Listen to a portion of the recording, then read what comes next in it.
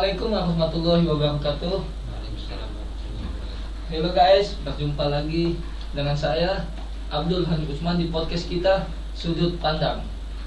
Kali ini saya sudah mengundang mahasiswa-mahasiswa dengan dua universitas yang berbeda.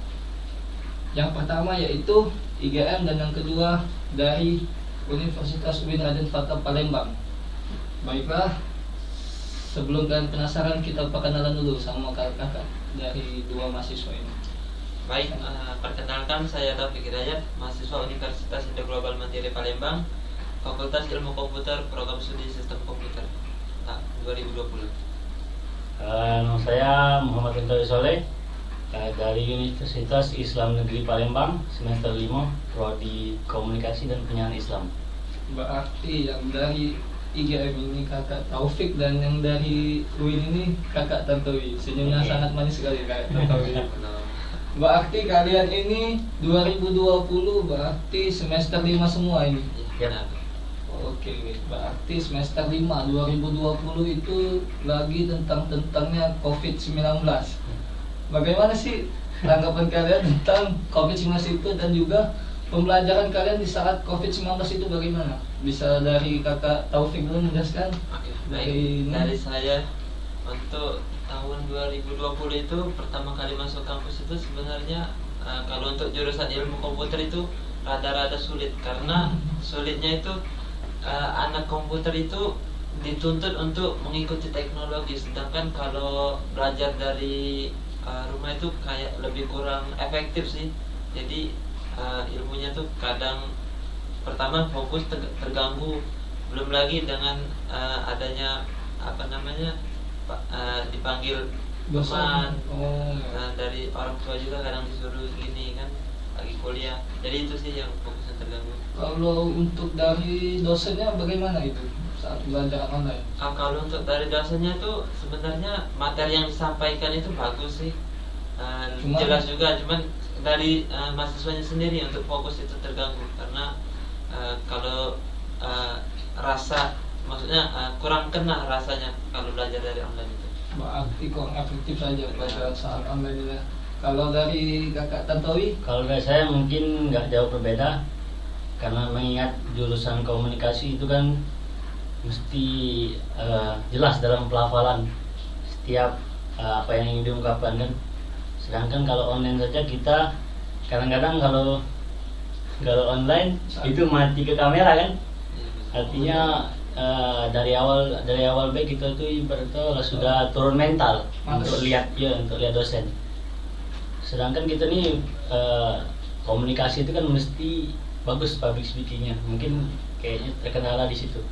Untuk dosen yang menjelasi?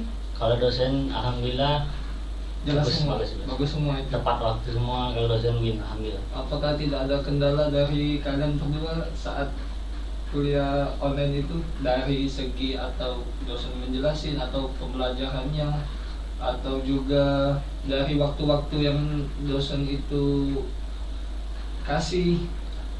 Kalau dari Kak Taufik? Kalau kendala sih paling ya pertama yang pasti internet, karena mungkin yang teman-teman yang pakai kuota itu kadang kuotanya habis. Mungkin di awal 2020 itu masih ada kuota pemerintah sih subsidi. Nah untuk yang 2021 itu kayaknya sudah jarang lagi itu dapat. Jadi masalah kuota itu yang utama, karena kalau untuk ilmu komputer sedikit saja penjelasan yang terlewat dari dosen itu, untuk selanjutnya tuh rada kurang mengerti, harus belajar otodidak atau belajar dari teman. Oke.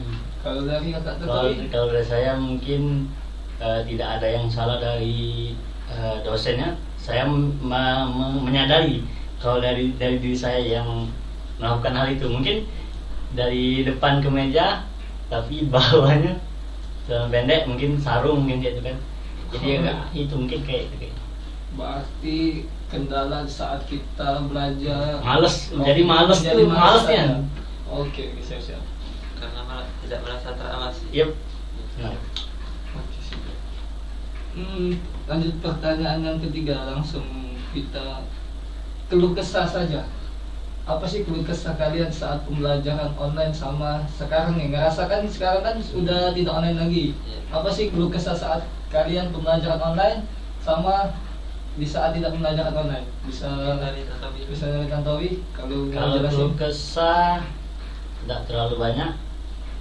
Apa mungkin tugas yang diberikan saat online itu lebih banyak daripada tugas saat sebelum online ini, apa gimana? tugas yang dikasih kalau kuliah online itu tidak terlalu berat, jadi itu tidak memicu daya belajar gitu. Jadi itu yang mungkin yang kurang efektifnya. Kalau sekarang kan lalu main offline, kita disuruh bikin video, jadi itu mahasiswa tuh benar-benar mahasiswa gitu, bukan mahasiswa kupu-kupu yang balik lagi, iya, pergi langsung pulang, iya, gitu langsung maksudnya. pulang, langsung mungkin kayak itu kayak mungkin.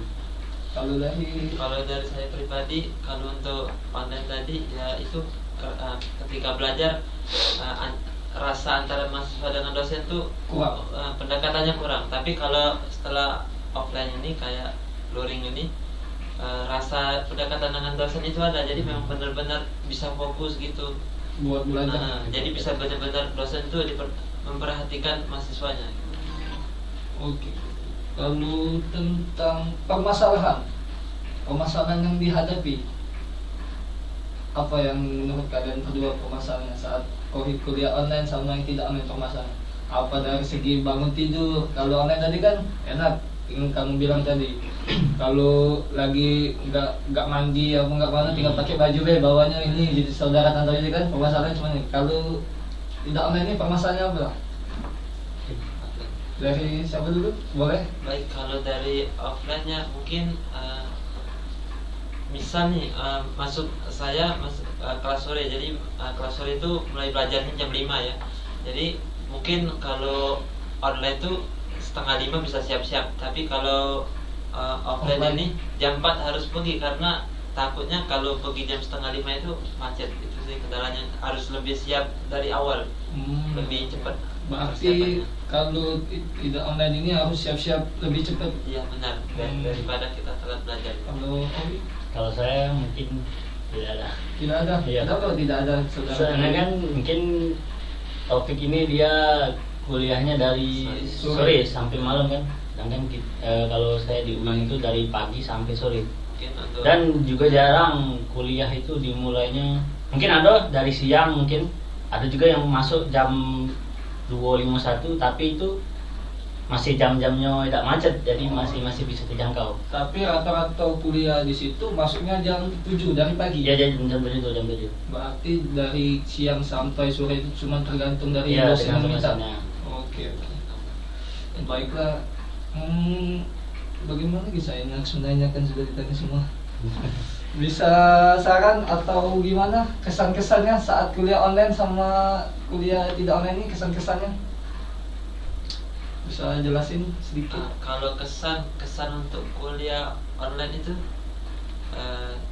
rada-rada kurang seru sih, karena pertama untuk pendekatan dengan dosen tadi itu kurang.